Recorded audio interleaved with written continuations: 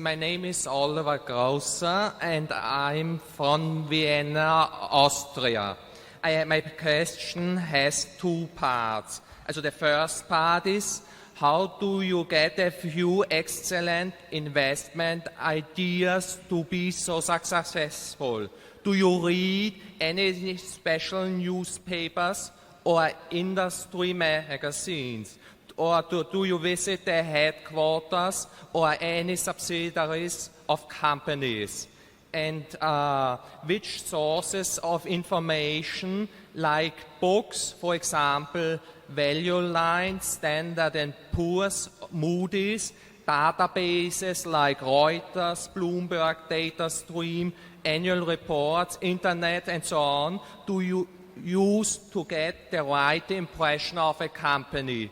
And the second part, if you think that a company like the Washington Post, Geico, or Gillette has a very competitive product, what are the steps before you ultimately decide to invest in the company? Which publications do you read to get the best knowledge of the product? And how important is the balance sheet and profit and loss account statement of the company? Thank you very much. Thank you. The answer to the first part is sort of, and maybe the second part is sort of all of the above. I mean, we read a lot, and we read daily publications, we read weekly or monthly periodicals, we read annual reports, we read 10Ks, we read 10Qs. And fortunately, the investment business is a business where knowledge accumulates. I mean, everything you learn when you're 20 or 30, you may tweak some as you go along, but it all kind of builds into a knowledge base that's useful forever. And we, at least, I read, Charlie used to read, may still read a fair amount, but I read a lot of 10Ks, read a lot of annual reports. 40 or 50 years ago, I did a lot of talking to managements. I used to go out and take a trip every now and then and really drop in on maybe 15 or 20 companies. I haven't done that for a long, long time. I find everything we do, pretty much I find through public documents. When I made an offer for Clayton Homes, I'd never visited the business. I'd never met the people. I'd done it over the phone. I'd read Jim Clayton's book. I looked at the 10Ks. I knew every company in the industry. I look at competitors. And I try to understand the business and not have any preconceived notions. And there is adequate information out there to evaluate a great many businesses. We do not find it particularly helpful to talk to managements. Managements frequently want to come to Omaha and talk to me, and they usually have a variety of reasons that they say they want to talk to me, but what they're really hoping is we get interested in their stock. That never works. Managements are not the best reporting.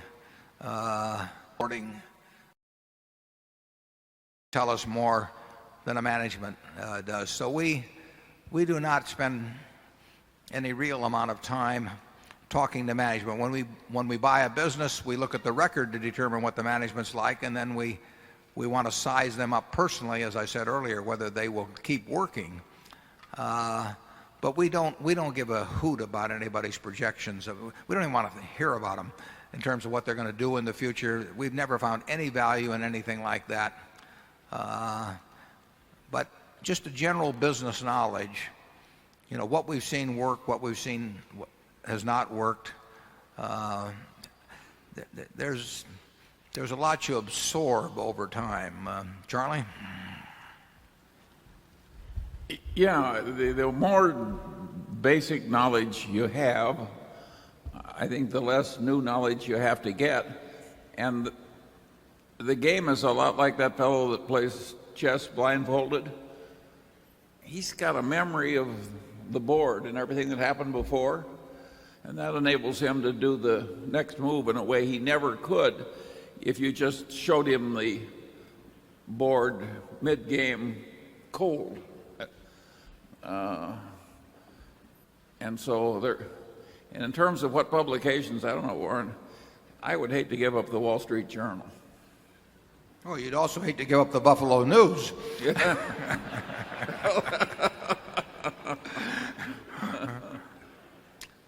But you could, well, you want to read lots of financial material as it comes along. And actually, the New York Times has a far better business section than they had 25 years ago. But you want to read Fortune. You want to read lots of annual reports. You really want to have a database in your mind so that you can tell what kind of a business you're looking at in general by looking at the figures.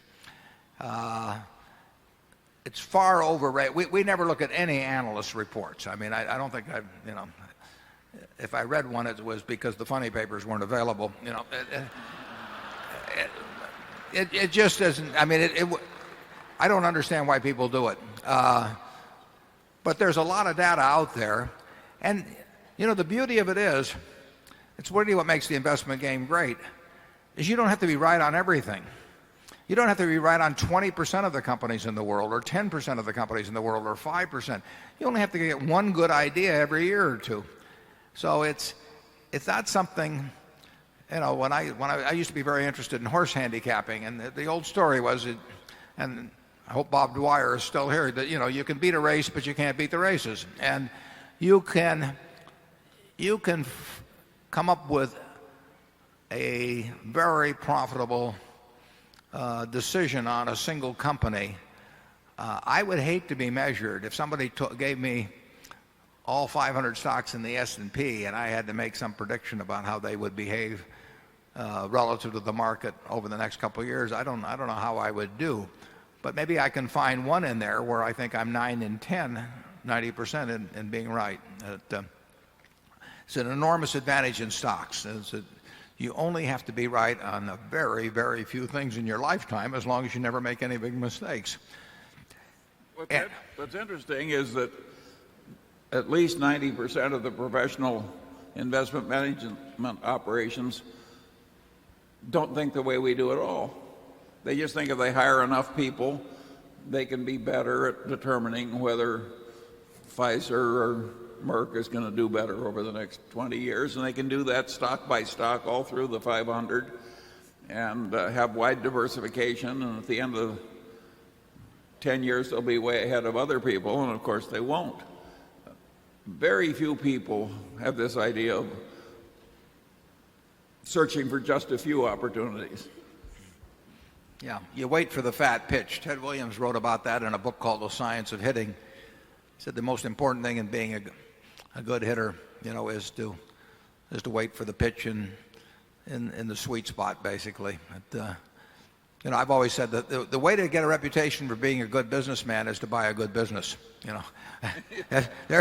It's much easier than taking a lousy business, and showing how wonderful you are at it, because I haven't seen that done very often.